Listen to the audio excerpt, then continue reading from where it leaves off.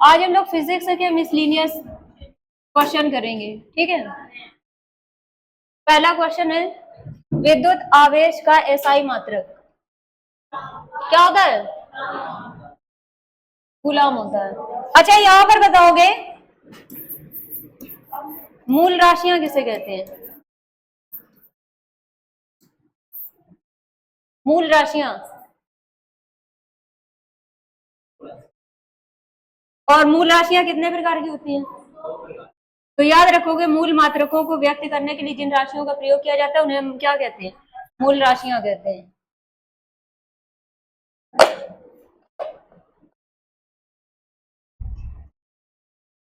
आवाज आ रही है? मूल राशियां कितने प्रकार की होती हैं? कौन कौन सी? अच्छा, नहीं, एक व्युत्पन्न राशियां होती हैं और अच्छा, पहले अगर बात करें राशियों की, इसको हम इरेज कर रहे हैं, पहले केवल बात कर रहे हैं राशियां।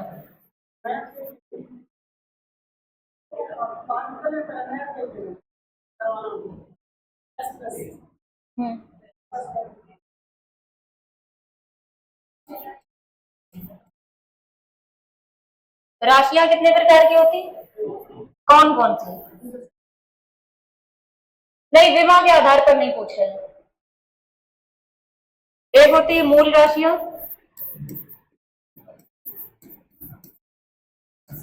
और व्युत्पन्न राशियां।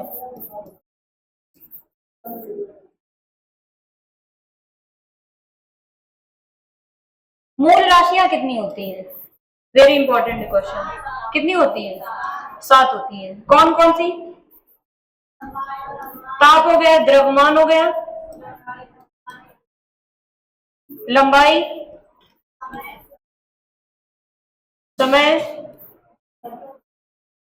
ज्योति तीव्रता है, विद्युत धारा, ज्योति तीव्रता,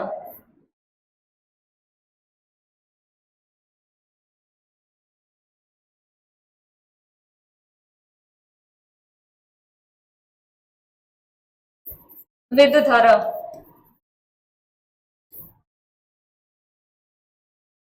और पदार्थ की मात्रा। कितनी हो गई? 1 2 3 4 5 6 7। इनके मात्रा पूछ लेता। ताप का मात्रा केल्विन, द्रव्यमान का किलोग्राम, लंबाई का मीटर, समय का सेकंड, और ज्योति तीव्रता और ज्योति फ्लक्स। अच्छा, ज्योति तीव्रता और ज्योति फ्लक्स।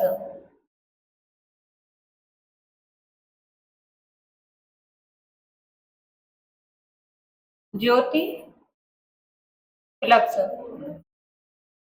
ज्योति तीव्रता का मात्रा क्या होता है? ये पता है, कैंडला, जिसको सीडी से डिनोट करते हैं। और ज्योति फ्लक्स का मात्रा क्या होता है? ल्यूमेन होता है, ल्यूमेन। ठीक है, अब याद रखोगे हमने इसको बताया था। देखो, इसमें भी ज्योति है, इसमें भी ज्योति है। यहाँ पर तीव्रता, तीव्रता मतलब तेजी से, मतलब ज्योति तीव्रता से क्या ला? कैंडिला। कैंडिला मतलब कैंडिला। जब अंधेरा हो जाता है, ठीक है, तो तेजी से जाते हो कि अगर लाइट अब नहीं आनी है तब कैंडल ढूंढते हो, तो वही याद रख लेना, कैंडिला मतलब कैंडिला। और ज्योति फ्लक्स है, फ्लक्स में क्या आ रहा है? लक्स। जैसे कोई लक्स यूज करता है, ठीक है, कोई, अच्छा, कोई life boy, very good, Mysore हो गया। कोई कौन सा? अच्छा, नंबर 1, हाँ, नंबर 1 हो गया। फिर लवली एक्स वाई जेड कोई भी यूज करता है, तो वो उसके लिए क्या होता है? मेन होता है। तो यहाँ पर किसी का लक्स से भी क्या होगा? मेन होगा। तो मेन से ल्यूमेन, मेन से ल्यूमेन। तो ज्योति फ्लक्स की मात्रा क्या होता है? ल्यूमेन होता है। इसके बाद में बताओगे ज्योति तीव्रता का मात्रा कैंडिला। और विद्युत धारा एम्पियर होता है, और पदार्थ की मात्रा मोल। और हमेशा याद रखना, ये जितनी 7 राशियां हैं ये सदिश होती है या आदिश होती है, इनमें से क्वेश्चन पूछा जाता है, हमेशा याद रखोगे। ये कैसी आदिश राशियां हैं, सदिश नहीं है, कैसी है, आदिश राशियां हैं, ठीक है। तो इनमें से क्वेश्चन पूछा जाता है कि मूल राशियां कितने प्रकार की होती हैं, 7 होती हैं, सातों में से किसी का भी इसमें से मात्रक पूछ सकता है और पूछ लेगा कि ये किस प्रकार की राशि है, सदिश है या आदिश है। तो ये सातों जो मूल राशियां हैं ये कैसी होती, आदिश राशियां होती। और जैसे अगर पूछ ले, एक मिनट, विमा के आधार पर,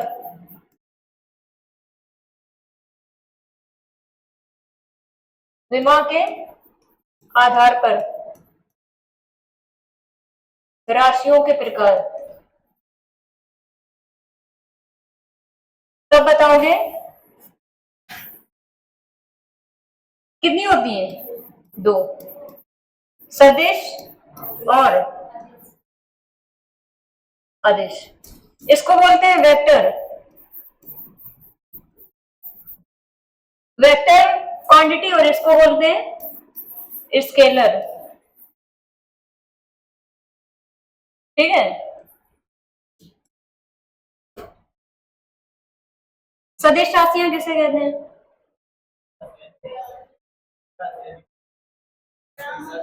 हाँ वे राशि जिनको व्यक्त करने के लिए परिमाण और दिशा, परिणाम नहीं, परिमाण और दिशा दोनों की आवश्यकता होती है। देखो, सा का मतलब 7 और दिश मतलब दिशा, ठीक है, मतलब इसमें दिशा की भी आवश्यकता होगी। और आ का मतलब नहीं, और दिश का मतलब क्या है, दिशा, तो मतलब इसमें दिशा की आवश्यकता नहीं होगी, ठीक है। तो इन राशियों को हम क्या कहते हैं, अदिश राशि। इसमें किसकी आवश्यकता होती है, परिमाण और दिशा दोनों की आवश्यकता होती है, उसमें केवल परिमाण की आवश्यकता होती है, दिशा की नहीं होती है, ठीक है। अब चलते हैं अपने क्वेश्चन पे।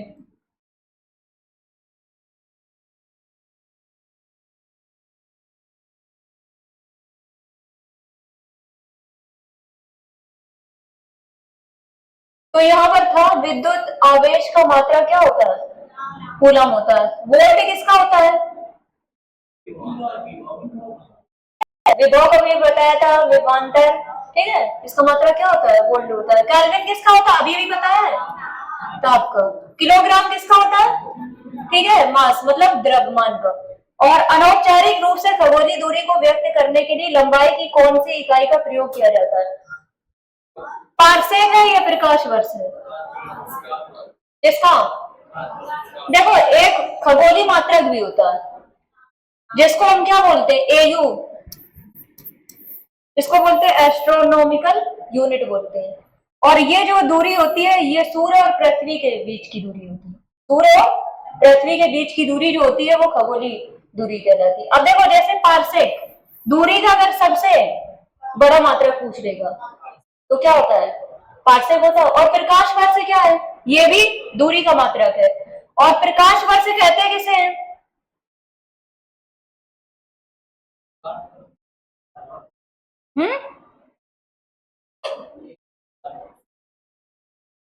प्रकाश वर्ष किसे कहते हैं,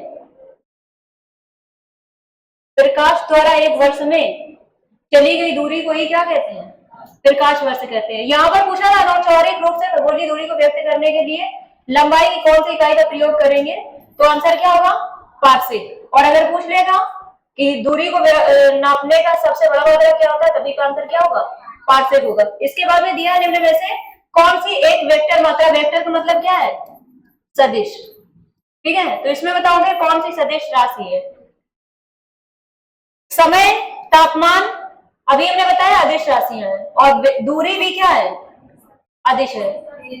बल, वेग, संवेग, आवेग, ये सब क्या है, ठीक है, कैसी राशि है, सदिश है। ये तीनों कैसी है, अदिश राशि है।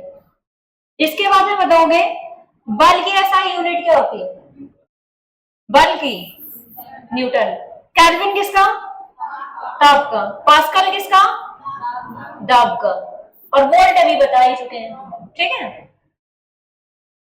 फिर इसके बाद में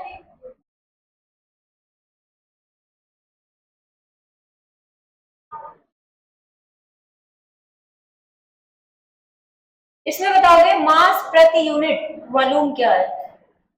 अभी इसको नेक्स्ट क्लास में हमने इसको बताया था।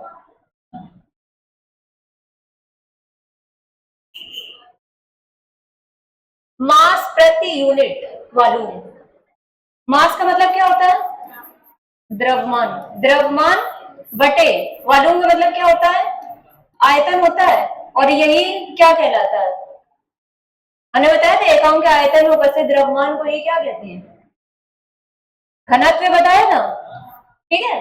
तो यही उसने पूछा है कि मास प्रति यूनिट वॉल्यूम क्या है, तो आंसर क्या होगा, घनत्व हो जाएगा। ध्वनि के माप की यूनिट क्या होती है, मतलब कहने का कि ध्वनि को किसमें मापा जाता है, तब आंसर क्या होगा, डेसिबल। प्रतिरोध, अच्छा यहीं पर इसने पूछा है प्रतिरोध की एसआई यूनिट क्या होती है, तब आंसर क्या होगा, ओम है। अब देखो समझो, अगर हम कहें प्रतिबाधा और विद्युत धारा, विद्युत धारा, विद्युत धारा की इकाई क्या होती है, क्या, एम्पियर। विद्युत धारा की एसआई यूनिट क्या होती है, एम्पियर होती है। प्रतिबाधा का मात्रा, तो चाहे प्रतिबाधा हो या प्रतिरोध, बाधा मतलब अवरोध होता है, और प्रतिरोध में क्या वर्ड आ रहा है, अवरोध आ रहा है, ठीक है। तो इसका मतलब इसका मात्रा चाहे प्रतिबाधा पूछे चाहे प्रतिरोध, मात्रा क्या होगा, ओम होगा। नेक्स्ट, रिक्त स्थान में सबसे उपयुक्त विकल्प भरे। ध्वनि की पिच इसके किस पर निर्भर करती है, आवृत्ति पर, लय पर, आयाम पर, या तरंग दैर्ध्य पर, किस पर, जो आवृत्ति होती है, फ्रीक्वेंसी जिसको बोलते हैं, ठीक है, उसी पर निर्भर करती है।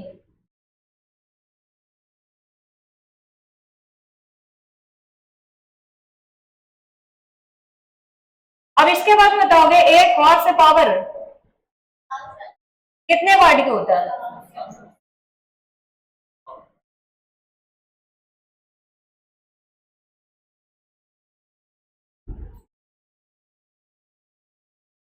लिखा है उद्योगों में प्रयुक्त शक्ति की इकाई क्या है।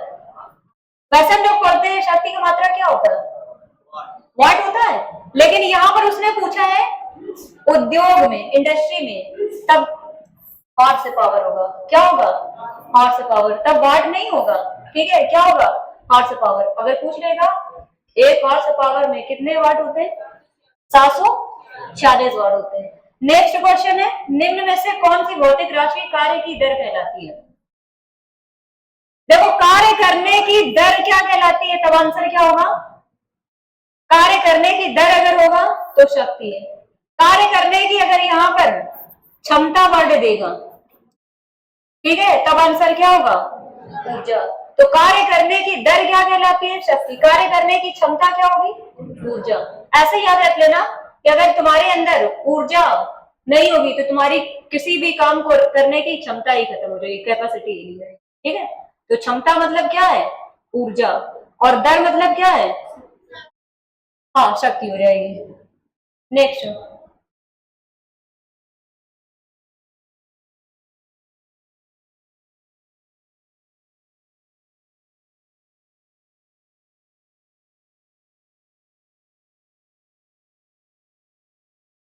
अब बताओगे क्वेश्चन नंबर 11। इसमें भी हम लोगों को क्या फिल करना है, रिक्त स्थान। उसने दिया रिक्त स्थानों में सबसे उपयुक्त विकल्प है।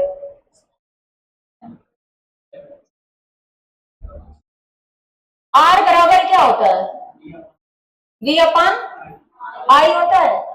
अब यहां पर दिया है ये v बराबर दिया है, और ये o मतलब r बराबर दिया है, ठीक है। यहां पर i, इसका मतलब क्या है, ये v बराबर आई आर हो जाएगा, v बराबर आई आर। तो अब देखो एक चीज याद रखोगे कि हमेशा यहाँ पर I का मतलब क्या है, धारा है, ठीक है। तो धारा हमेशा किसमें आती है, एम्पियर में आती, क्या मिली एम्पियर में आएगी, क्या जूल में आएगी, क्या वाट में आएगी, नहीं आएगी। तो तुरंत तीनों खत्म, बचेगा क्या, 6। तो 18 यहाँ लिखा, यहाँ 3 3 6 18 है, तो क्या हो जाएगा, 6 एम्पियर हो जाएगा। ठीक है।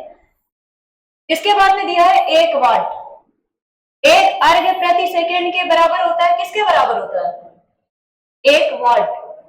तो ये बराबर होता है 1 जूल प्रति सेकेंड। ये सारे किसी ना किसी एग्जाम में, ठीक है। नेक्स्ट है भार का एसआई मात्रा क्या होता है, किलोग्राम या न्यूटन या ग्राम या डाइन। देखो ये नहीं होगा, ये नहीं होगा, अब बताओ इन दोनों में से। अगर यहां पर देगा द्रव्यमान तब आंसर होगा किलोग्राम, लेकिन अगर भार का पूछेगा तब आंसर क्या होगा, न्यूटन होगा। ठीक है। 1 नैनोमीटर क्या है, देखो ना से नैनो ना से 9 आएगा। ठीक है। अब लेकिन यहां पर याद रखोगे केवल एक ही ऑप्शन है जिसमें 9 दिया है। अब एक में देता है 10 पावर प्लस का, ठीक है, एक 10 पावर 9 और 10 पावर माइनस 9 देगा। तो नैनो है तो 9 होगा, 10 पावर माइनस 9 होगा। इसके बाद में फास्फोरस की बताओगे परमाणविकता क्या है,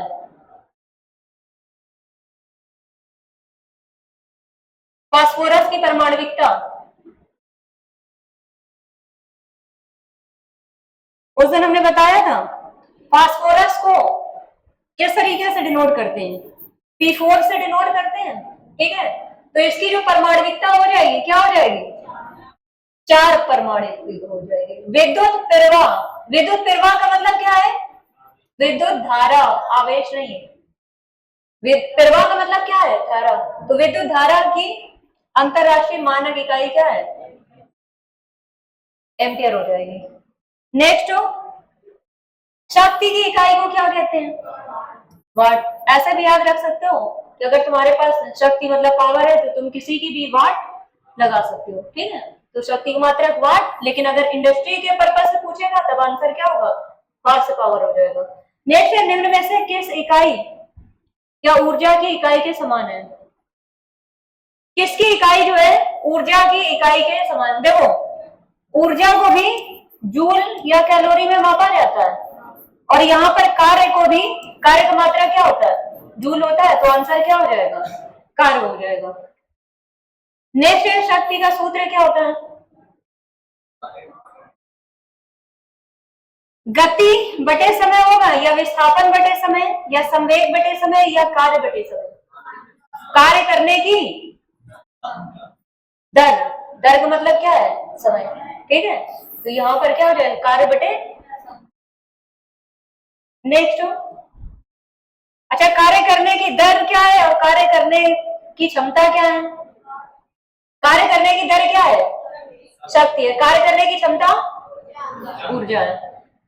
इस पे दिखाओ, ये वाला बताओगे, निम्न में से किसकी कोई इकाई नहीं होती है, किसकी कोई इकाई नहीं होती है।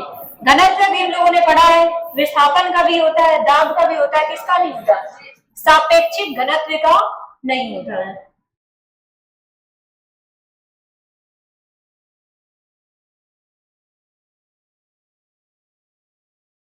नेक्स्ट, वो वाला जो टॉपिक था हम लोगों का कौन सा था, मापन एवं मात्रक, और ये जो है सदिश एवं अदिश राशियां। इसमें पहला क्वेश्चन है, निम्न में से कौन सा एक समूह से संबंधित नहीं है। गति, समय, त्वरण और द्रव्यमान, इसमें से कौन सा एक दूसरे से संबंधित नहीं है। तो देखो अगर गति पढ़े, गति क्या होती है, बोलो।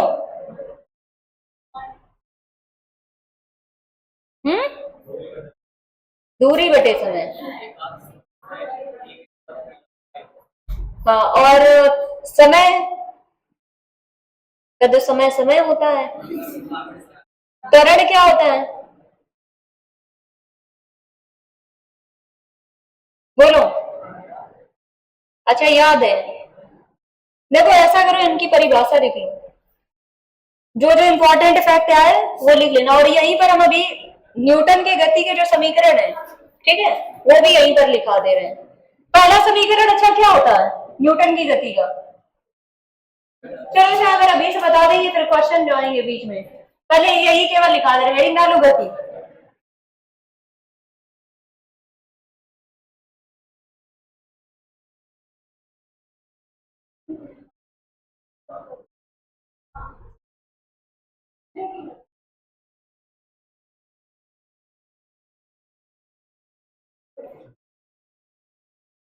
लिख लो, गति की परिभाषा लिखा रहे हैं। गति को इंग्लिश में क्या कहते हैं? स्पीड।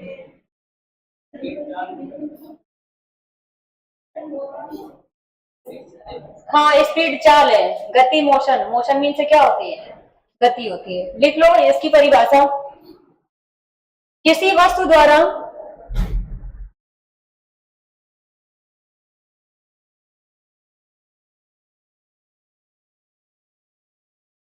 किसी वस्तु द्वारा तय की गई दूरी को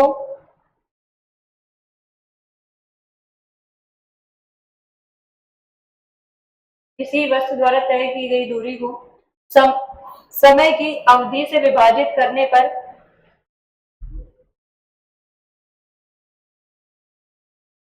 किसी वस्तु द्वारा तय की गई दूरी को समय की अवधि से विभाजित करने पर गति प्राप्त होती है।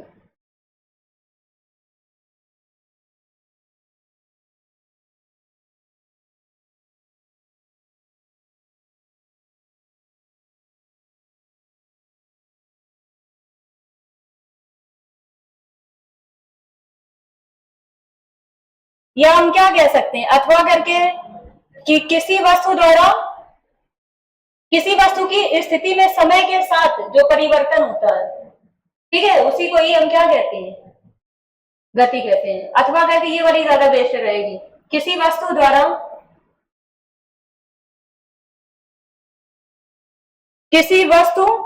के द्वारा ना करके किसी वस्तु की स्थिति में समय के साथ परिवर्तन को किसी वस्तु की स्थिति में समय के साथ होने वाले परिवर्तन को किसी वस्तु की स्थिति में समय के साथ होने वाले परिवर्तन को क्या कहते हैं? गति कहते हैं।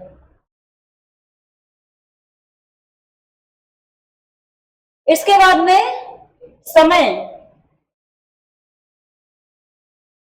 समय की परिभाषा लिख लेना।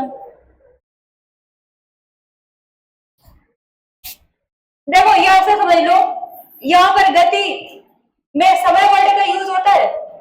यहां पर समय, या हम कह सकते हैं गति, समय और त्वरण, इनमें सब में, ठीक है, समय का ये एक दूसरे से ये रिलेटेड है, लेकिन कहीं भी इन तीनों में किसका यूज नहीं होता? द्रव्यमान वर्ड का तीनों में यूज नहीं होता है, ठीक है। तो परिभाषा लिखने से कोई फायदा नहीं, यहाँ पर ना लिखो। तो यहाँ पर उसने पूछा है निम्न में से कौन सा एक समूह से संबंधित नहीं है, तो आंसर क्या हो जाएगा? द्रव्यमान हो जाएगा। निम्न में से कौन सी एक वेक्टर मात्रा नहीं, वेक्टर मतलब सदिश, सदिश राशि नहीं है, मतलब कौन सी पूछ रहा? अदिश राशि पूछ रहा। तो अदिश राशि जैसे गति, आवेग, बल का गुरुत्व, विद्युत प्रवाह, विस्थापन। अच्छा, हमने बताया था विद्युत प्रवाह मतलब विद्युत धारा कैसी राशि है? अदिश राशि है। उसने पूछा है वेक्टर मात्रा नहीं है, मतलब सदिश राशि नहीं है, तो वो क्या पूछ रहा है? अदिश पूछ रहा है, ठीक है। तो यही क्या हो जाएगी? जैसे मैं बताया था बल, वेग, आवेग, संवेग, ये सारे क्या है? सदिश राशि है। तो यहाँ पर गति, आवेग या बल का गुरुत्व, विस्थापन, ये सारे क्या है? सदिश राशि है। इनमें से ये क्वेश्चन पूछा जाता है बल, वेग, संवेग, आवेग, ठीक है, ये किस प्रकार की राशियां हैं? तो कैसी है? सदिश है। और जैसे विद्युत प्रवाह मतलब कहने का मूल राशियां जो साथ होती है वो सारी क्या है? अदिश राशियां। इसके बाद में दिया है एक वस्तु पर बल लगाने के बावजूद भी किया गया कार्य क्या है? शून्य होगा यदि उसका विस्थापन क्या है? उदासीन। देखो जैसे मान लो कि तुम यहां से इस पॉइंट पे गए, ठीक है, लेकिन तुमने कोई कार्य नहीं किया, तो कार्य क्या हुआ, जीरो हुआ।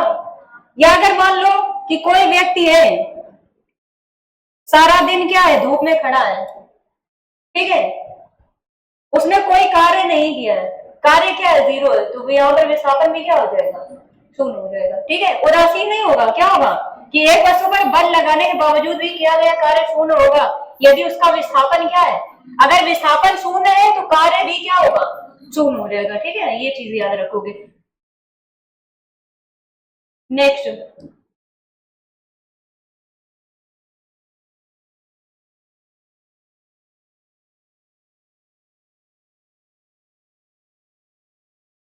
विस्थापन के परिवर्तन की दर को क्या कहते हैं, कार्य करने की दर को अभी पढ़ा था, कार्य करने की दर को क्या कहते हैं, शक्ति, और कार्य करने की क्षमता को ऊर्जा। लेकिन यहाँ पर उसने विस्थापन के परिवर्तन की दर को क्या कहते हैं, तो v से विस्थापन और v मतलब वेग, वाह और वाह दोनों। ठीक है, तो विस्थापन के परिवर्तन की दर को क्या कहते हैं, वेग कहते हैं। इसके बाद में दिया निम्न में से किस राशि का मान स्थान बदलने पर भी परिवर्तित नहीं होता है, बताओ। द्रव्यमान है, घर्षण के कारण बल, या वजन, या गुरुत्वाकर्षण, बताओ। स्थान बदले लेकिन क्या नहीं बदलता है, किसका मान, जो गुरुत्वाकर्षण। ठीक है, mgh होता है, तो उसका मान नहीं बदलता। बल और विस्थापन का गुणनफल क्या कहलाता है, क्या कहलाता है,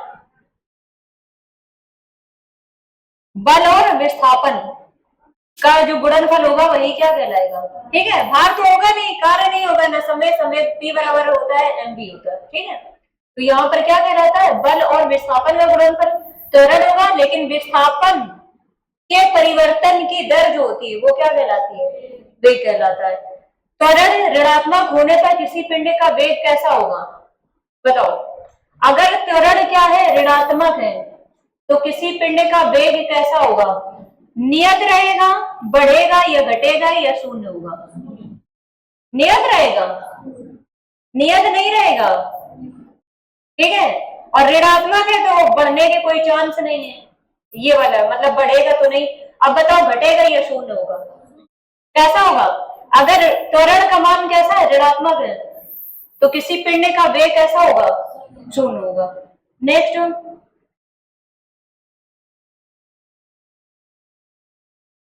बल द्वारा किया गया कार्य धनात्मक होता है जब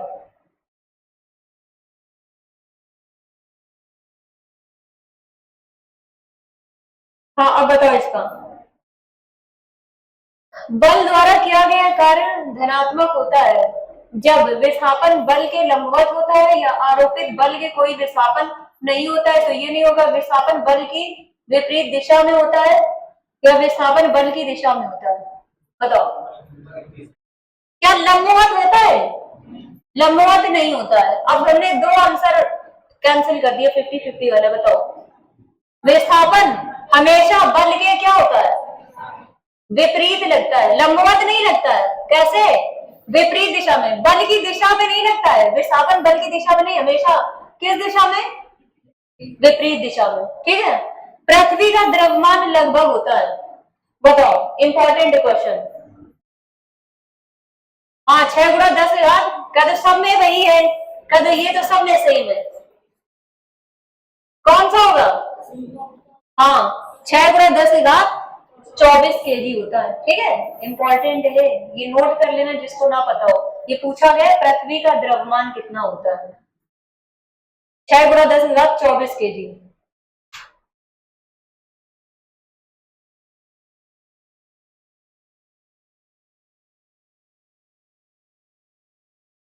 पृथ्वी का द्रव्यमान लगभग कितना होता है, 6 × 10⁻24 होता है।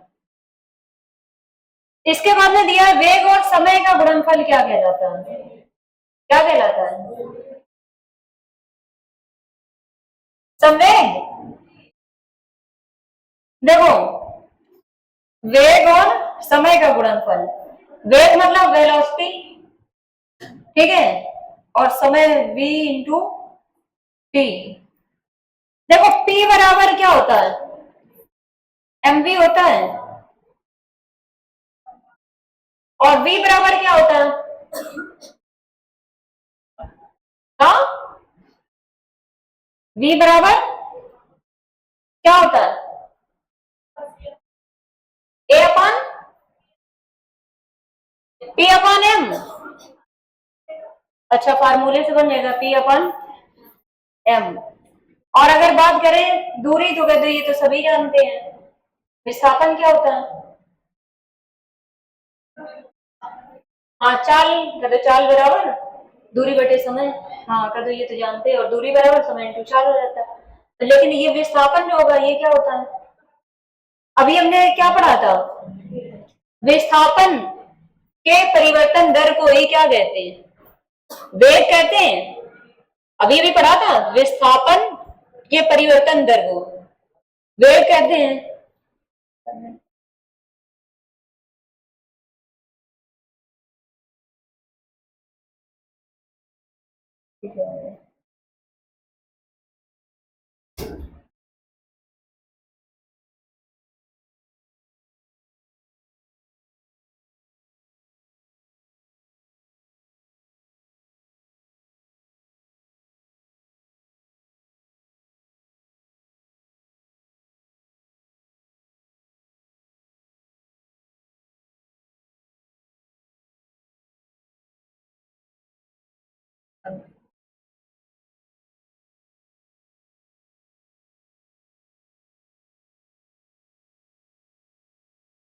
हाँ बताओ जल्दी से, वेग और समय का गुणनफल क्या कहलाता है, संवेग। ऑप्शन दिख तो रहे हैं कि नहीं दिख रहे हैं, P बराबर mv होता है, वेग और समय का गुणनफल जो होता है वो क्या कहलाता है, विस्थापन कहलाता है। एक वस्तु 4 सेकंड में 21 मीटर और 2 सेकंड में अगले 15 मीटर की यात्रा तय करती है, वस्तु की औसत चाल कितनी है। अब देखो यहाँ पर औसत चाल मतलब क्या होगी, कुल दूरी बटे कुल समय होता है। तो अगर यहाँ पर 15 और 21 अगर जोड़ेंगे कुल दूरी कितनी हो जाएगी, देखो औसत चाल एवरेज स्पीड इक्वल क्या हो जाएगा, total distance, total distance upon total time हो जाएगा। तो 21 और 15 कितना हो जाएगा, 36 हो जाएगा, 36 बटे और समय कितना है 4 2 6 हो जाएगा, तो कितना आ जाएगा 6 आ जाएगा, 6 6 36 आएगा। और लेकिन इसमें क्या आएगा, क्या मीटर आएगा, क्या सेकेंड इनवर्स आएगा।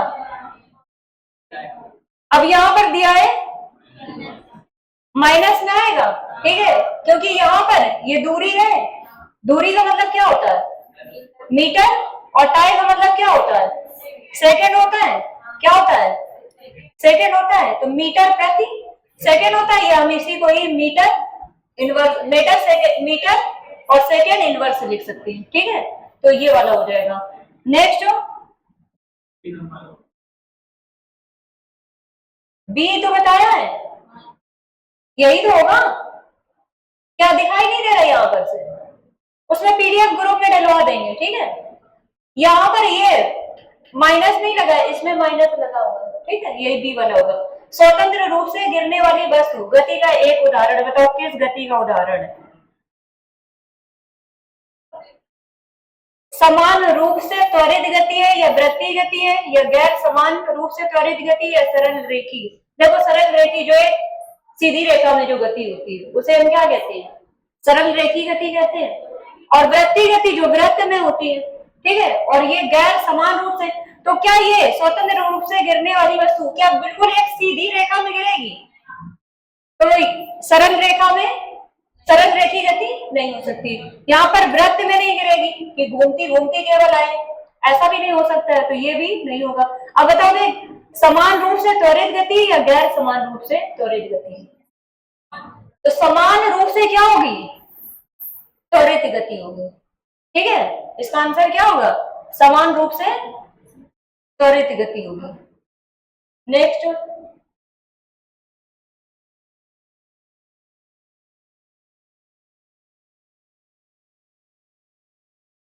इसमें बताओगे जब एक वस्तु ऊपर की ओर जब एक वस्तु ऊपर की ओर फेंके जाने पर अपने शीर्ष पर पहुंचती है, तो इसका मतलब कोई वस्तु है जब उसको ऊपर पहुंचते हैं तो वो बिल्कुल अपने, ठीक है, मतलब जो टॉपर मतलब टॉप पॉइंट होता है उसका, वहां पर जब पहुंचती है तो उसका क्या स्थिर रहता है? तो कहां से कट करेंगे?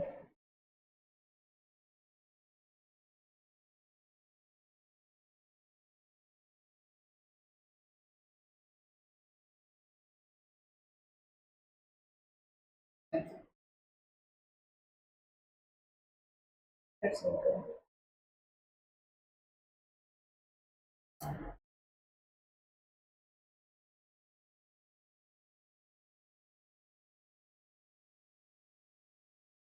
जब तक उसमें क्वेश्चन देखो,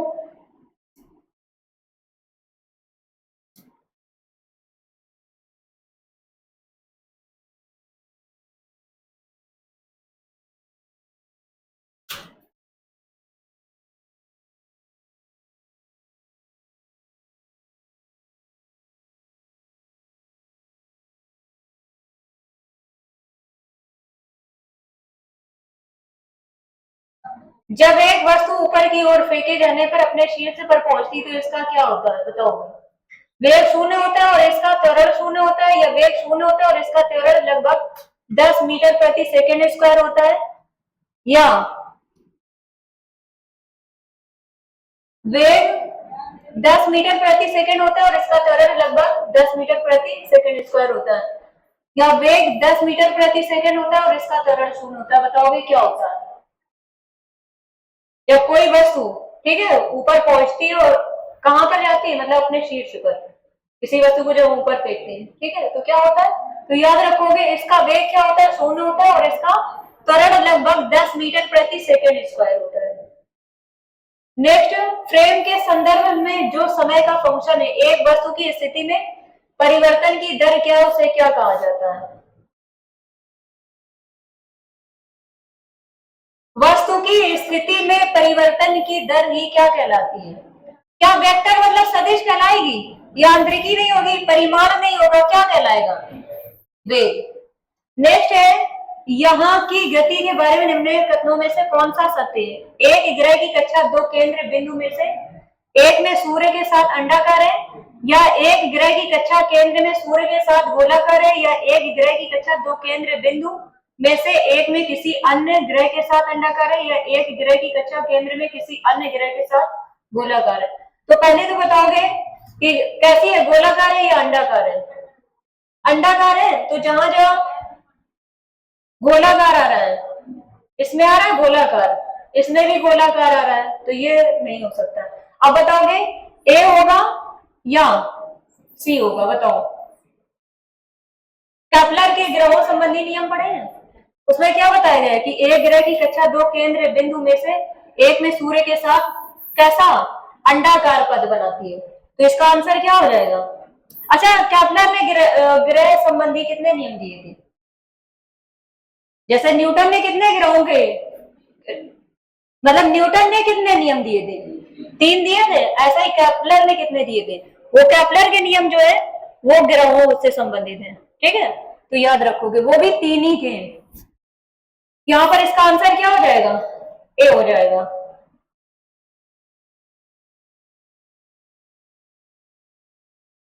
अब बताओगे चलती लिफ्ट में व्यक्ति के वजन पर क्या असर होगा? बढ़ जाएगा या घट जाएगा, या भार नहीं बदलेगा, या बढ़ या घट सकता है? बताओ। घट जाएगा, बताओ। अच्छा, बढ़ भी जाएगा आगे या घट भी जाएगा आगे? बेचारा एक रह गया। घट जाएगा चलती लिफ्ट में। उसमें वेट जितना तुम्हारा है उतना ही रहेगा। हाँ, कोई असर नहीं पड़ेगा। ठीक है, भार नहीं बदलेगा। हवा से नमी के अवशोषण की प्रक्रिया है, प्रस्वेदन है या केशिका प्रक्रिया है या अवशोषण या परासरण, बताओगे? उसने पूछा है हवा से नमी के अवशोषण की प्रक्रिया क्या है। अच्छा, यहां पर जिसको ये पता होगा प्रस्वेदन का मतलब, अच्छा, प्रस्वेदन का मतलब पसीना, स्वेद होता है, स्वेद मीन से पसीना होता है, प्रस्वेदन नहीं है। जो वाष्पीकरण होता है ना, उसी को ये क्या कहते हैं, प्रस्वेदन कहते हैं। तो उसने पूछा है हवा से नमी के अवशोषण की प्रक्रिया ये क्या कहलाती है। ठीक है, इसी को इंग्लिश में क्या बोलते हैं, वेपोराइजेशन बोलते हैं। नेक्स्ट है, एक कार की गति किस पर निर्भर नहीं करती है। स्पीडोमीटर या दिशा में बदलाव पर, या गति में बदलाव, या गति वर्धन में बदलाव, किस पर निर्भर नहीं करती है। देखो, दिशा या गति, या गति को हम क्या कर रहे हैं, बढ़ा रहे हैं, तब भी तो उसमें क्या होगा, वो उस पर कार की गति को क्या करेगी, मतलब उस पर प्रभाव पड़ेगा, मतलब उस पर निर्भर करेगी। लेकिन ये जो स्पीडोमीटर है इसका कोई इससे लेना देना नहीं है, क्योंकि ये क्या मेजर करता है, स्पीड मेजर करता है। ठीक है, ये क्या एक यंत्र होता है। तो एक कार की गति किस पर निर्भर नहीं करती, तो आंसर क्या हो जाएगा, किस पर, स्पीडोमीटर। नेक्स्ट, नकारात्मक त्वरण निम्न में से किसकी दिशा के विपरीत होता है। त्वरण जो है उसने पूछा नकारात्मक त्वरण, बताओ, वेग या गति या बल या दूरी। नकारात्मक त्वरण निम्न में से किसकी दिशा के विपरीत होता है। त्वरण का कभी बल से कोई लेना देना नहीं होता। त्वरण होगा मतलब यहां पर वेग होगा या दूरी है, बताओ, या गति है। नकारात्मक जो त्वरण होता है किसके विपरीत होता है, तो याद रखना किसके, गति के क्या होता है, विपरीत होता है। व्यवस्थित वस्तुओं की वो प्रवृत्ति जो उसे स्थिर या समान गति से गतिमान रहने के लिए प्रवृत्त करता है क्या कहलाता है। मतलब कहने का है कि कोई भी वस्तु जैसे चल रही है या स्थिर है तो उस पर कौन प्रभाव डालती है, कौन, जड़त्व। ठीक है, जैसे कि अगर गाड़ी जा रही है उसमें क्या किया जाता है, खांचे टाइप के जो बने होते हैं, ठीक है, अगर उसमें नहीं है, एकदम चिकने उसके टायर हैं, तो क्या रुकेगी, नहीं रुकेगी ना। ठीक है, तो वो मतलब किसके कारण गाड़ी रुकती है, जड़त्व के कारण।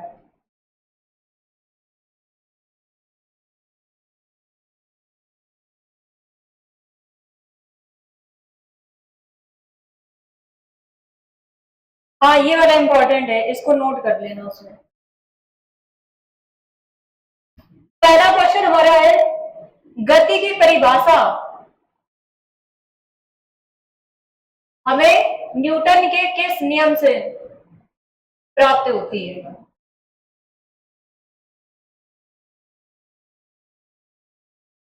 बल की परिभाषा, बल की परिभाषा, क्वेश्चन नंबर 1 है, बल की परिभाषा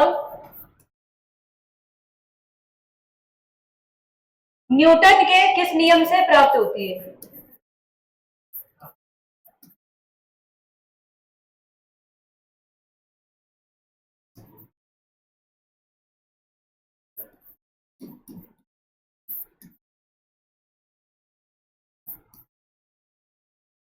और दूसरा क्वेश्चन, जो बल का सूत्र है,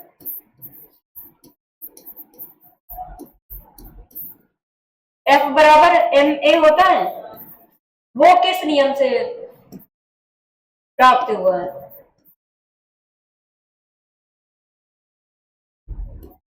ठीक है, बस हमने ऐसे कर दिया, बताना है।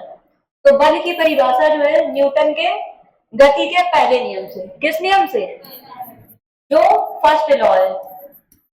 और जो बल का सूत्र है वो सेकेंड लॉ से। अच्छा, न्यूटन की गति संबंधी जो पहला नियम है उसको किस नाम से जाना जाता है? बोलो। जड़त्व का नियम। किस नाम से? जड़त्व का नियम। और जो तीसरा नियम है क्रिया प्रतिक्रिया के नियम। और दूसरा नियम बताओ। अच्छा, पहले ये क्वेश्चन नोट कर लो, ये इंपॉर्टेंट है, ये कई बार ये पूछा गया एनटीपीसी में।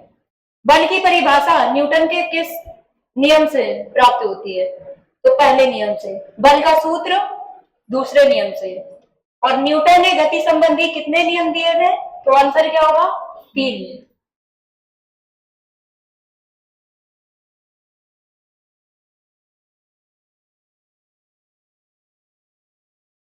और न्यूटन ने जो समीकरण दिए थे, जो गति के समीकरण है, वो बताओगे कितने हैं? 3। तीनों याद है?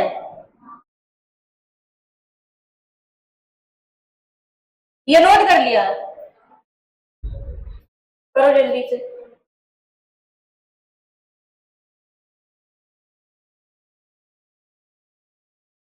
v बराबर क्या होता है?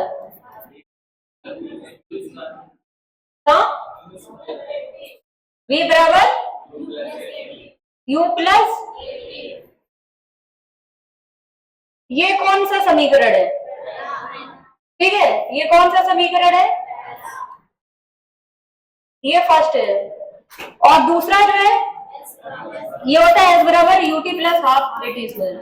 UT plus half eighty square होता है। और तीसरा क्या होता है? वी स्क्वायर बराबर यू स्क्वायर प्लस 2as होता है। ठीक है, ये इंपॉर्टेंट है, पूछ लेता है। तो ये पहला हो गया, ये दूसरा है, और ये तीसरा है। ये नोट कर लेना। गति के समीकरण, पहला समीकरण का सूत्र पूछा जाता है, दूसरा पूछ लेता है, तीसरा पूछ लेता है। ठीक है, तो ये नोट कर लेना एक ही जगह पे।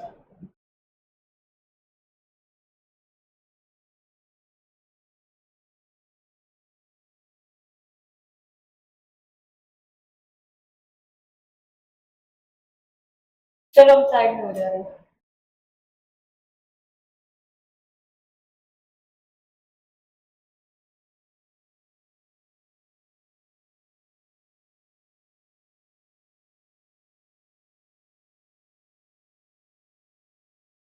हो गया? नोट हो गया?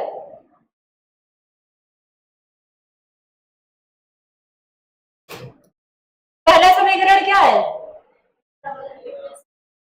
v बराबर,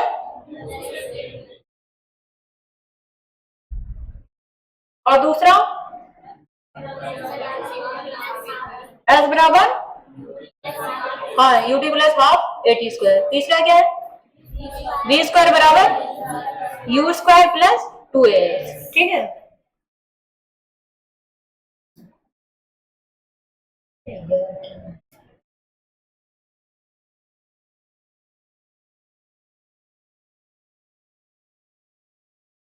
चलो जब तक नेक्स्ट।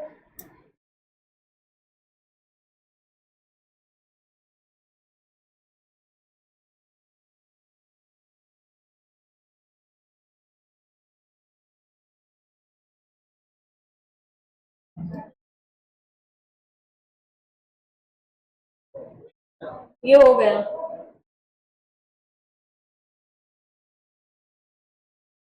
हाँ, अब यहां पर से बताओगे जो गति का पहला समीकरण है किसके बीच संबंध बताता है? वेग और, क्योंकि हम लोगों ने पहला समीकरण क्या पढ़ा है? v बराबर, हाँ, u प्लस एटी। अच्छा, यहाँ पर अगर बात करें, जैसे v बराबर u प्लस एटी पढ़ा है, तो u क्या है? ये त्वरण नहीं, u पूछ रहे हैं, प्रारंभिक वेग है। और ए क्या है, त्वरण है, और टी जानते ही, ठीक है। तो ये किसके बीच संबंध दर्शाता है, ठीक है, वेग और समय। इसके अलावा गति के दूसरे समीकरण के द्वारा किसके बीच संबंध को दर्शाया गया है, गति के दूसरे समीकरण, मतलब S बराबर ut plus half at square होता है। तो किसके बीच यहां पर संबंध बताता है, स्थान और, या स्थिति और समय भी दे सकता है। स्थान का मतलब किससे होगा, मतलब प्रारंभिक वेग से। और किसके अनुरूप वस्तु की गतिज ऊर्जा की वृद्धि होती है, किसके अनुरूप वस्तु की जो गतिज ऊर्जा में वृद्धि होगी, घर्षण के कारण क्या गतिज ऊर्जा बढ़ती है, या समय के कारण, या दाब के कारण, किसके कारण, जो हमारी गति होती है, गति के कारण ही जो गतिज ऊर्जा होगी, ठीक है, उसमें क्या होगी, वृद्धि होगी। नेक्स्ट है, यदि किसी वस्तु द्वारा तय की गई दूरी शून्य है तो उस वस्तु का विस्थापन कितना होगा, यह भी हो चुका है, क्या होगा, विस्थापन भी क्या होगा, शून्य हो जाएगा। नेक्स्ट,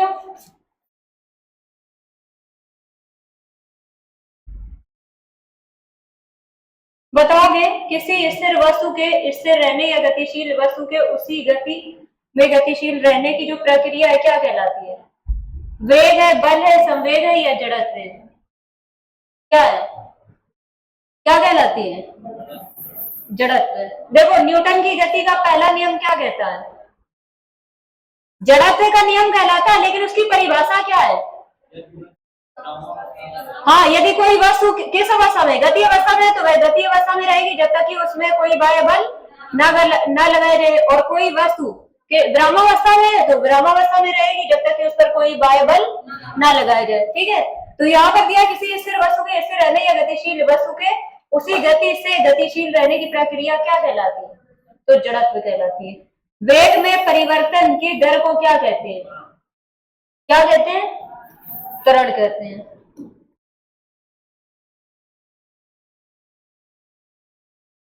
हाँ, ये इंपॉर्टेंट है, कई बार क्वेश्चन पूछा गया, किसी रॉकेट का उड़ान भरना द्वारा समझाया गया। न्यूटन का कौन सा नियम है, बताओ, कौन सा नियम है, पहला, दूसरा, तीसरा, कौन सा, तीसरा, ठीक है। जो रॉकेट है, रॉकेट का जो उड़ान भरना है, तो न्यूटन की गति का जो पहला नियम, सॉरी, न्यूटन की गति का जो तीसरा नियम है उसी को ही क्या कहते हैं, संवेग संरक्षण का नियम, ठीक है। तो इसका आंसर क्या हो जाएगा, संवेग संरक्षण का नियम। या यहाँ पर अगर मान लो उसमें ये ना दे करके तब उसमें क्या देता, गति का यहाँ पर तीसरा नियम दे देता, क्या देता,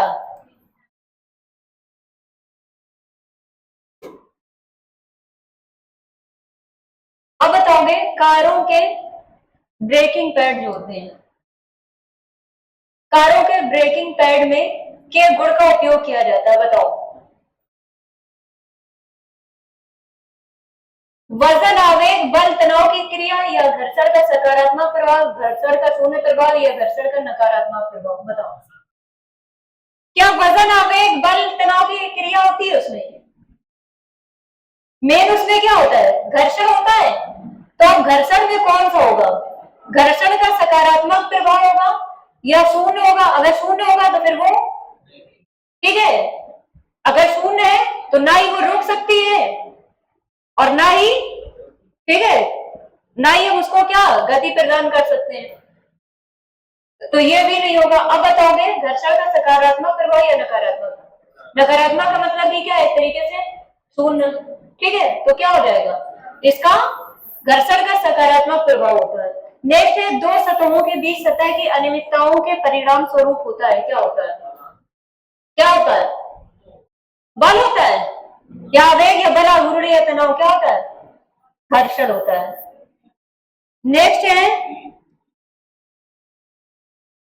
घर्षण द्वारा किए गए कार्य का क्षय नहीं होता है बल्कि वह ऊर्जा के रूप में परिवर्तित होता है। किस ऊर्जा के रूप में परिवर्तित होता है, मतलब घर्षण के द्वारा कोई भी किया गया कार्य जो है वो क्षय नहीं होगा, बल्कि वह किस ऊर्जा के रूप में परिवर्तित हो जाएगा?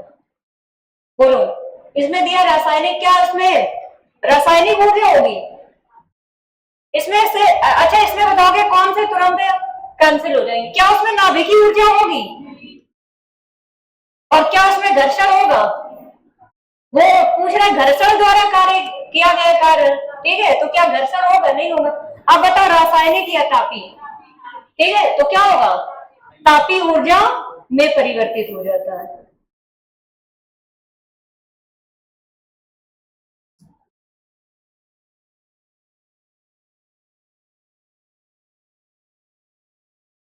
अब बताओगे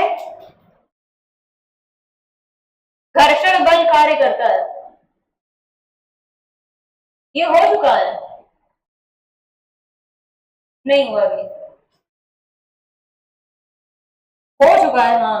बताओ, ये वाला क्वेश्चन रिपीट है। घर्षण बल कार्य करता है, क्या बल की दिशा के लंबवत होता है, या बल की दिशा के किसी कोण पर, या बल की दिशा में, या बल की दिशा के विपरीत? ठीक है, घर्षण बल जो होता है वो हमेशा बल की दिशा के विपरीत। जैसे मान लो कोई भी चीज, अगर तुम किसी चीज पर बल लगा रहे हो, ठीक है, तो उसके विपरीत बल तुम एक साइड को लगा रहे हो, लेकिन वस्तु अपोजिट साइड जाएगी, ठीक है। तो हमेशा घर्षण जो होगा वो किसके, उसके विपरीत कार्य, बल की दिशा के विपरीत कार्य करता है। यदि किसी गतिमान वस्तु पर कोई बल आरोपित नहीं है तो वह किसके कारण रुक जाती है? बताओ, अगर कोई वस्तु, मतलब अगर किसी गतिमान वस्तु पर कोई बल आरोपित नहीं है, ठीक है, कोई उसमें बल नहीं लगाया गया, तब भी वो रुक गई, किसके कारण? ठीक है, अगर उसमें क्या, उसमें घर्षण अगर मिल गया, ठीक है, तभी वो क्या हो जाएगी, रुक जाएगी। जब साइकिल में ब्रेक लगाया जाता है तो ब्रेक पैड पहिए को स्पर्श करता है। अब इनमें से कौन सा पहिए की गति को रोकेगा? पैड और रिम के बीच लगने वाला स्थिर वैद्युत बल, या पैड और रिम के बीच का घर्षण, या ब्रेक पैड गुरुत्वाकर्षण के कारण नीचे गिरता है और गति को रोक देता है। तो यहाँ पर गुरुत्वाकर्षण से कोई लेना देना नहीं, चुंबकीय बल का भी यहाँ पर कोई लेना देना नहीं। अब बताओगे इसमें से कौन सा होगा, ए होगा या बी होगा? तो पैड और रिम के बीच का जो घर्षण होगा, ठीक है, तो वही इसमें कार्य करता है। नेक्स्ट, हाँ ये रिपीट है क्वेश्चन, लेकिन फिर भी बताओ, दो सतहों की अनियमितताओं का क्या होता है जो स्थैतिक घर्षण का कारण बनता है? रिपीट नहीं है, बताओ। दो सतहों की अनियमितताओं का क्या होता है जो स्थैतिक घर्षण का कारण बनता है? लोडनिक, उसी को ही लोटन कह देते हैं, लोप हो गया, सर्पण हो गया, इसी को सर्पी घर्षण कहते हैं, या इंटरलॉकिंग। सी नहीं होगा, ठीक है। इसमें याद रखना कि दो सतहों की अनियमितताओं की क्या होती है, इंटरलॉकिंग होता है, जो स्थैतिक घर्षण का क्या बनता है, कारण बनता है। नेक्स्ट है, घर्षण बल बिना निम्न में से कौन सा कार्य कठिन है? घर्षण बल के बिना निम्न में से कौन सा कार्य करना कठिन है? एक भारी बक्से को एक जगह से दूसरी जगह ले जाना, या कैरम खेलना, या दरवाजे का संचालन, या गीले संगमरमर के फर्श पर चलना। बताओ कौन सा होगा? घर्षण के बिना पूछ रहा है। अच्छा, एक भारी बक्से को एक जगह से दूसरी जगह ले जाना, ये इसको ले जा सकते हैं, लेकिन अगर ये जो गीला संगमरमर का फर्श है, ठीक है, उसपे चलना क्या होगा, सबसे कठिन होगा, ठीक है। तो इसका आंसर क्या होगा, ये हो जाएगा। संपर्क में आने वाली दो सतहों के बीच की उपस्थिति घर्षण का कारण बनती है। बताओ,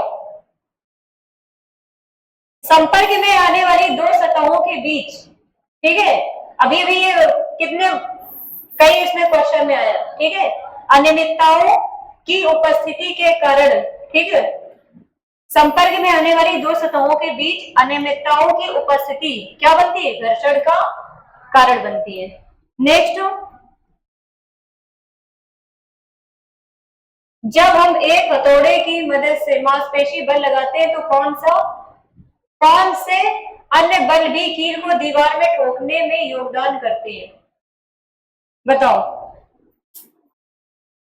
जब हम एक हथौड़े की मदद से मांसपेशी बल लगाते हैं, ठीक है, हथौड़े से ठोकते हैं, तो कौन से अन्य बल भी कील को दीवार में ठोकने में योगदान करते हैं? क्या उसमें चुंबकीय बल लगता है, कमानी बल, स्थिर वैद्युत बल या घर्षण? बताओ कौन सा होगा? स्थिर वैद्युत बल या घर्षण? ठीक है, तो इसमें क्या होगा? घर्षण होगा।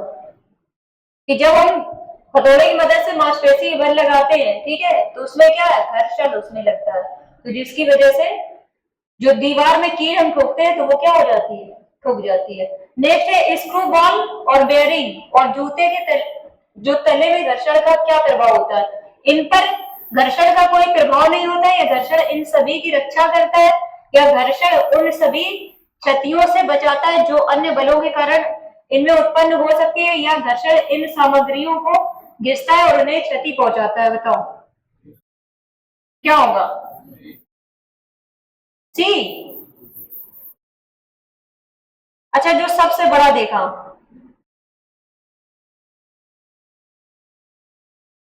अच्छा हम कहे सी नहीं है, घर्षण इन सभी की रक्षा करता है, ऐसा तो नहीं है, इन पर घर्षण का कोई प्रभाव नहीं होता है, घर्षण का तो प्रभाव होता है, ठीक है, तो ये भी नहीं होगा। तो घर्षण इन सामग्रियों को, घर्षण का मतलब क्या होता है?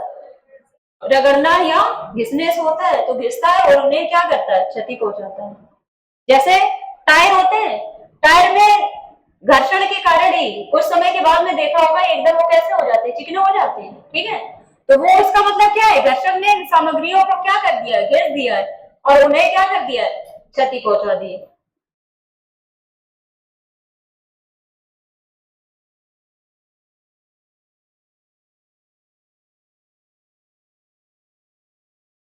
चलो जल्दी जल्दी ये वाले कर लेते हैं। संवेग को किसके गुणनफल के रूप में व्यक्त किया जाता है? संवेग हम लोगों ने क्या पढ़ा? P बराबर mv होता है, द्रव्यमान गुणते वेग होता है, ठीक है, तो क्या हो जाएगा? द्रव्यमान गुणते वेग हो जाएगा। निम्न में से कौन सा प्रकृति में कभी अकेले नहीं होता है? बताओ। बल जो होता है वो कभी भी अकेले नहीं होता उसमें, ठीक है, मतलब जब तक उसमें किसी दूसरी सतह की आवश्यकता, मतलब दूसरी सतह नहीं होगी तब तक उसमें बल नहीं लग सकता, अकेले नहीं होगा।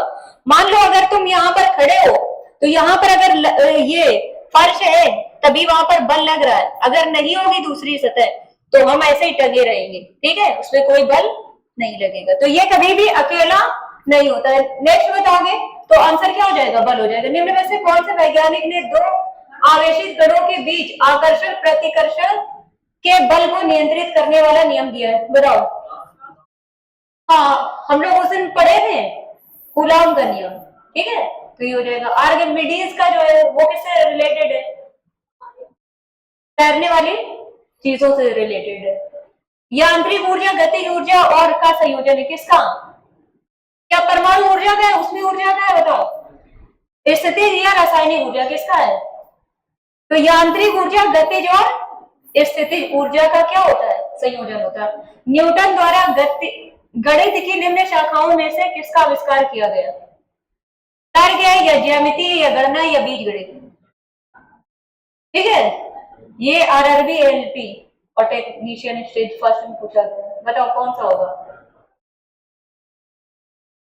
तो याद रखना गणित का मतलब क्या होता है? गणना, ठीक है, तो इसका आंसर क्या हो जाएगा? गणना हो जाएगा। निम्न में से कौन से भौतिक विदों ने उत्प्लावक बल के अस्तित्व की व्याख्या की? क्या हो जाएगा? आर्किमिडीज हो गया। हाँ, ये बताओगे जब एक बंदूक से गोली चलाई जाती है तो बंदूक पीछे की ओर धकेलती है, यह उदाहरण न्यूटन के किस नियम को दर्शाता है? दिख रहा है ना? कौन सा नियम होगा? जब एक बंदूक से गोली चलाई जाती है तो बंदूक पीछे की ओर धकेलती है, बताओ कौन सा नियम होगा? तीसरा।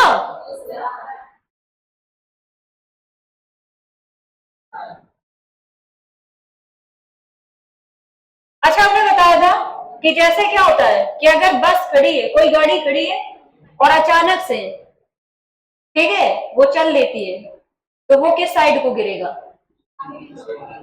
आगे या पीछे, किधर? और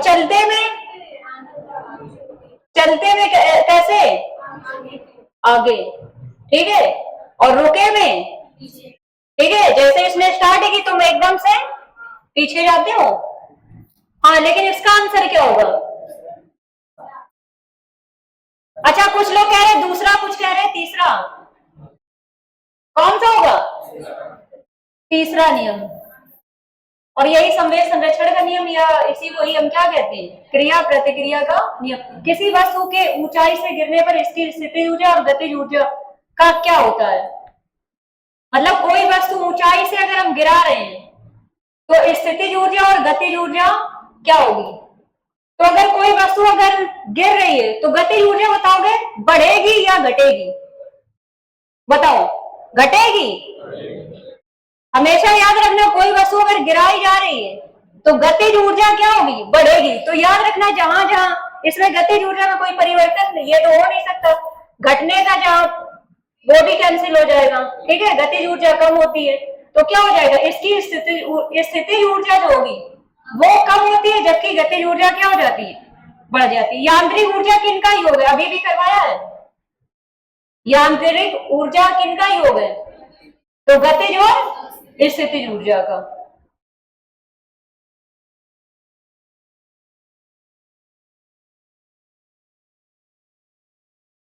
हाँ, संवेग बताऊं? टाइम कितना हो गया?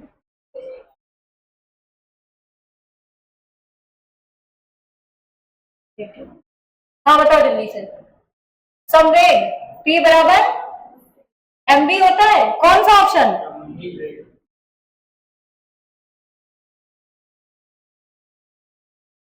P बराबर mv होता है। त्वरण कौन कह रहा? न्यूटन का गति का तीसरा नियम निम्न में से किन स्थितियों पर लागू होता है? जब कोई व्यक्ति नाव से नदी के किनारे कूदता है तो वह नाव से पीछे की ओर, मतलब जब कोई भी व्यक्ति क्या है, नाव पे जैसे हम लोग बैठते हैं, जब हम लोग उतर रहे होते हैं तो उतरने पर नाव बताओगे आगे जाएगी या पीछे जाएगी?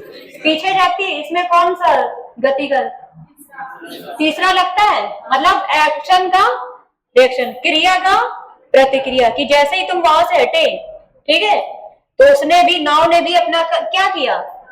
क्रिया के, हाँ, प्रतिक्रिया की वहां पर। तो ये उसने तीसरा पूछा था, यही हो जाएगा। अच्छा, बताओगे जब कोई व्यक्ति सीमेंट वाली फ्लोर पर गिरता है तो उसे चोट लगती है, कौन सा, कौन सा नियम होगा? दूसरा या पहला? कौन सा इसमें? और तेजी से चलती क्रिकेट गेंद को पकड़, इसमें दूसरा हो जाएगा, ठीक है। तेजी से चलती क्रिकेट गेंद को पकड़ते समय एक क्षेत्र रक्षक अपने हाथों को पीछे की ओर करता है, तो इसमें कौन सा है? पहला या दूसरा? कौन सा होगा इसमें? तीसरा। और एक बस में खड़े, इसमें क्या होगा? इसमें दूसरा होगा। एक बस में खड़े यात्री पीछे की दिशा में गिरते हैं जब स्थिर बस अचानक से क्या है? चलती है। कौन सा? हाँ, पहला हो जाएगा, ठीक है। लेकिन इसका आंसर क्या हो जाएगा? ए हो जाएगा।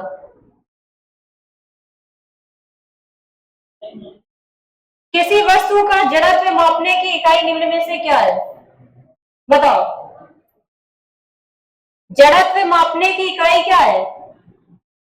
क्या घनत्व से हम जड़त्व मापते हैं, या तापमान से, या द्रव्यमान से, या आयतन से? किससे? अभी जड़त्व वाले में हमने क्या पढ़ा था? तापीय ऊर्जा पढ़ा था, ठीक है। तो यहां पर क्या हो जाएगा? तापमान हो जाएगा। नेक्स्ट, लास्ट इसमें देख लो। लट्टू को घुमाना किस प्रकार का उदाहरण, जल्दी से बताओ।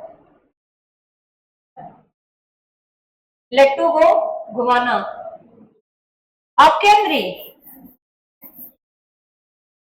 हाँ, अपकेंद्री अब केंद्रीय नहीं होगा, आपका मतलब क्या होता है, बाहर होता है, ठीक है। क्या होगा, केंद्रा विमुख हो जाएगा। जब एक वस्तु एक समान वृत्ति वेग उत्पन्न करती है तो निम्न में से कौन सा परिवर्तित होता है। जब एक वस्तु एक समान वृत्ति वेग उत्पन्न करती है तो बताओगे कौन परिवर्तित होता है, द्रव्यमान या संवेग या गति या दिशा, बताओ। कोई वस्तु है एक समान वृत्ति गति से मतलब वेग से क्या है, घूम रही है, ठीक है, तो क्या बदलेगा, क्या उसका द्रव्यमान मतलब जो वेग है वो बदल जाएगा, क्या संवेग बदलेगा। तो याद रखना कि कोई अगर वृत्ति वेग से मतलब कोई वस्तु है अगर घूम रही है तो पहले उसकी गति क्या होगी, स्लो होगी, फिर जैसे जैसे वो घूमता रहेगा उसकी क्या हो जाती है, गति तेज हो जाती है, ठीक है। तो क्या परिवर्तित मतलब उसमें परिवर्तित भी क्या होगी, गति, जरा में बढ़ भी सकती है और जरा में घट सकती है। यदि कोई वस्तु वृत्ताकार पथ में घुमाई जाती है तो उस पर क्या किया गया कार्य कैसा होगा, ऋणात्मक होगा, शून्य होगा, निर्धारित नहीं किया जा सकता या सकारात्मक होगा। चलो हमने यहां पर ये दोनों कैंसिल कर दिए। यदि कोई वस्तु वृत्ताकार पथ में घुमाई जाती तो उस पर किया गया कार्य कैसा होगा, याद रखना कैसा होगा, मतलब ये इसी में घूमे जा रही है तो किया गया कार्य क्या होगा, शून्य होगा, ठीक है। तो चलो आज के लिए बस इतने ही।